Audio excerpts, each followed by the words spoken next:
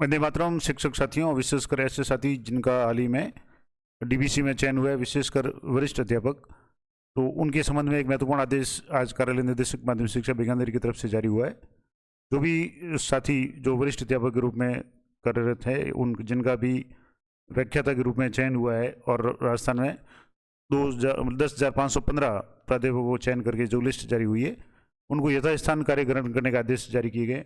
क्या आदेश है और आपको किस तरीके से कार्य ग्रहण करना है और किन बातों का आपको ध्यान रखना है या क्या चीज़ें इसमें प्रभावित होगी, सारी जानकारी मैं आपको देने का प्रयास करूंगा। तो सबसे पहले तो बात करेंगे इस आदेश की, जिसमें जो पहले जो आदेश जारी हुआ था 13/12/2024 को, राजकाज के रेफरेंस नंबर 1242993 इसके द्वारा जो भी विभागीय पदोन्नति हुई थी और 20/11 को जो आयोजित बैठक हुई, इसमें ये सारा पदोन्नति हुई थी। इसी की अनुशंसा के आधार पर द्वितीय श्रेणी अध्यापक से प्राध्यापक स्कूल शिक्षा यानी व्याख्याता पद पे लेवल मैट्रिक्स लेवल 12 में डीपीसी वर्ष 2021-22 और 22-23 के लिए वरिष्ठता सहयोगिता के आधार पर 10,515 प्राध्यापकों को चयनित किया गया। अब इनको क्या करना है कि आपको अपने ही विद्यालय में यानी वर्तमान पद स्थापन स्थान पर ही आपको कार्य ग्रहण करना है।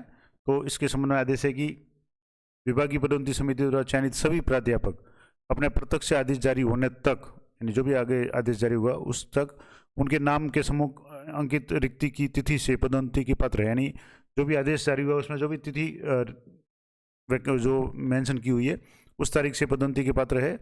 और पदोन्नत प्राध्यापक अपने वर्तमान पद को अस्थायी रूप से यथा आवश्यकता अनुसार कर्मोन्नत मानते हुए, यानी जैसे अभी वरिष्ठ अध्यापक है तो उसको एज ए लेक्चरर मानते हुए आदेश जारी होने की तिथि के पश्चात, यानी जैसे ये आदेश जो जारी हुए अभी, जैसे ये 2 दिन पहले आदेश जारी हुए, तो आदेश जारी होने की तिथि के पश्चात कार्य ग्रहण कर अग्रिम आदेशों तक यथावत कार्यरत रहेंगे। यानी आपको अपने विद्यालय में ही कार्य ग्रहण करना है और कार्यग्रहण रिपोर्ट है इस विभाग की ईमेल ID so.c/section@gmail.com पे प्रेषित करेंगे और पदोन्नति का वास्तविक नकद लाभ है वो कार्यग्रहण की तिथि से ही दे होगा।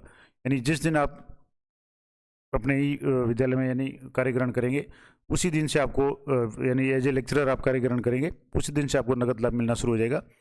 अब इस संबंध में एक और इम्पोर्टेंट जानकारी है कि एक तो संबंधित कार्मिक को 23/12 तक, यानी ये अभी इसी महीने की 23 तारीख तक आवश्यक रूप से पदोन्नति पर कार्य ग्रहण किया जाना अनिवार्य होगा, अन्यथा स्थिति में स्वतः पदोन्नति प्रत्याग मान लिया जाएगा। यानी अगर आप 23/12 तक कार्य ग्रहण नहीं करते हैं तो आपका एज ए फोरगो माना जाएगा और उस ये मान लिया जा करके पदोन्नति प्रत्याग संबंधी आदेश जारी किए जाने तो विभाग स्वतंत्र होगा।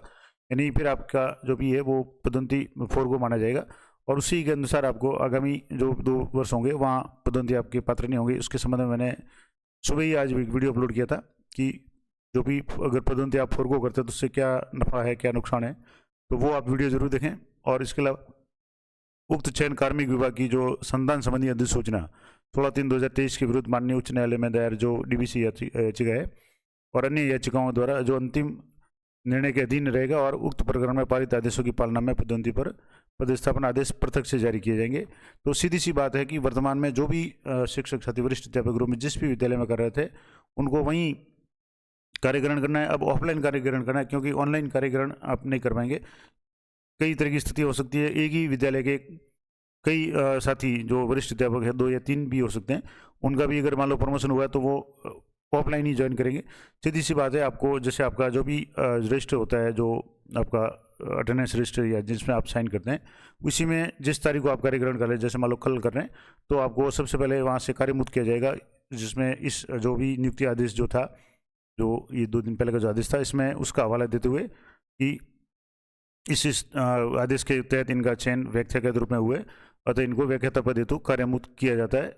और उसी के बाद में आपको उसी विद्यालय में वापस रजिस्टर में जब नाम पूरे हो जाते हैं तो उसके नीचे नया नाम वापस ऐड करके उसी दिन से आप वापस कार्य ग्रहण उसी विद्यालय में कर सकेंगे। और वहाँ भी आपको ये लिखना है कि इसी आदेश के तहत इनका चयन होने के बाद कारण इनको व्याख्याता पद पे ऑफलाइन कार्य ग्रहण करवाया जाता है। और आपको इस तरीके की जो भी सूचना है कार्य ग्रहण की, उसकी रिपोर्ट है आपको ईमेल ID जो विभाग की है, यानी अपने विद्यालय के जो भी लेटर पैड वगैरह है उस पर आप जो भी कार्यग्रहण आदेश आप ऑफलाइन निकाल करके इसकी रिपोर्ट है आप SOC सेक्शन पे आप भेज सकते हैं।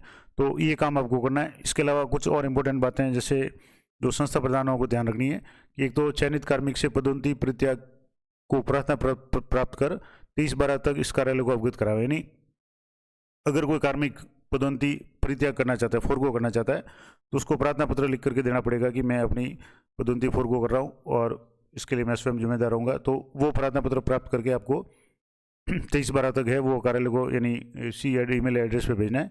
और लंबे समय से कोई अनुपस्थित है या निलंबित कार्मिक है, उसको कार्यकरण पदोन्नति पे कार्यकरण नहीं करवाना है और इसकी सूचना है निर्देशालय को अलग से देनी है। इसके अलावा जिन कार्मिकों के विरुद्ध में 16 CC की कार्रवाई अगर जांच प्रक्रियाधीन है, उनके संबंध में भी कार्यकरण से पूर्व निर्देशालय से मार्गदर्शन प्राप्त करके ही उनको कार्यकरण करवाना है। और इसके अलावा जो भी संतान संबंधी घोषणा वगैरह है, उनका भी आपको संतान संबंधी जो भी है उसका एक घोषणा पत्र भी आपको लेना है। तो ये तो कुछ इंपॉर्टेंट बातें हुई। तो सीधी सी बात है कि अभी सभी जो भी साथी जिनका भी प्रमोशन हुआ है, उनको अपने ही विद्यालय में रहते हुए पहले ऑफलाइन कार्यमुक्त होना है व्याख्याता पद के लिए, और फिर वापस उसी समय आप, क्योंकि इसमें आपको उसी विद्यालय में करना है, तो आप मध्याह्न पूर्व से ही दोनों काम कर सकते हैं। मध्याह्न पूर्व ही कार्यकरण करके रिलीव होकर के वापस मध्याह्न पूर्व ही आप कार्यकरण कर सकते हैं। और इससे क्या होगा कि एक तो मान लो एक ही कार्मिक है जिसका 2-3 विषय में चयन हुआ है, तो वो किसी एक ही विषय के अंतर्गत है वो कार्यकरण कर पाएगा। जबकि ऑनलाइन जब काउंसलिंग अगर मान लो होती, सीधी काउंसलिंग कर दी होती, तो एक ही व्यक्ति है वो 2-3 काउंसलिंग में भाग ले सकता था, ऐसा भी अगर संभव था। लेकिन अब ये ऐसा संभव नहीं रहेगा और जिस विषय में वो कार्यकरण करेगा, बाकी विषय में ऑटोमेटिकली फोरगो हो जाएगा या उसको फोरगो करना पड़ेगा। इससे जो भी वास्तविक संख्या है वो आंकड़ा है आ जाएगा। उसके बाद जब भी काउंसलिंग होगी तो उसमें वास्तविक आंकड़ा आ जाएगा। इसके अलावा जो भी फोरगो करेंगे 23 तारीख तक, जो भी कार्यकरण नहीं करेंगे या लिखित में फोरगो का या परित्याग का लेटर लिख करके दे देंगे, तो वो भी नाम लिस्ट में से हट जाएंगे। तो जब भी काउंसलिंग होगी उसमें काफ़ी सहूलियत भी रहेगी और अनावश्यक कोई भी भीड़ भाड़ नहीं होगी, क्योंकि जो भी वास्तविक आंकड़ा है वही आएगा। एक तो जो फोरगो करने वाले हैं वो वैसे ही इसमें से निकल जाएंगे, क्योंकि जो भी ऑनलाइन कार्यकरण ऑफलाइन कार्यकरण कर लेगा उसके बाद वो फोरगो नहीं कर पाएगा। तो जिसको भी फोरगो करना है वो पहले करेंगे, तो इस लिस्ट में से काफ़ी नाम है वो वैसे ही कम हो जाएंगे। इसके अलावा जो एक विषय से अधिक में जो भी साथी है जिनका 2-3 विषय में चयन हुआ है, तो वो भी किसी भी एक विषय में चयन करेंगे, तो बाकी विषय के जो भी पोस्ट हैं वो वैकेंट शो हो जाएगी। तो आगामी जब भी DBC होगी उसमें भी वो पोस्ट हैं वो वैकेंट शो होगी, तो उसका फ़ायदा जो भी साथी शेष रह गए DBC से उनको मिल जाएगा। इस तरीके से ये जो प्रक्रिया है ये 23 तारीख तक चलेगी और 23 तारीख तक एनी हाउ आपको कार्यकरण कर लेना है। और नहीं तो आपका अगर कार्यकरण नहीं करते हैं तो आपको पदोन्नति परित्याग मान करके उसके संबंध में सूचना भेज दी जाएगी। तो ये थी पूरी महत्वपूर्ण जानकारी कि किस तरीके से आप ऑफलाइन कार्यकरण करेंगे। फिलहाल ऑनलाइन कार्यकरण करने का साला दर्पण पे कोई आदेश नहीं है, तो आप जो भी निर्देश है उसकी पालना करें। कोशिश की है मैंने आपको जो भी प्रोसेस अभी तक का जो मुझे समझ में आया मैंने बताने का।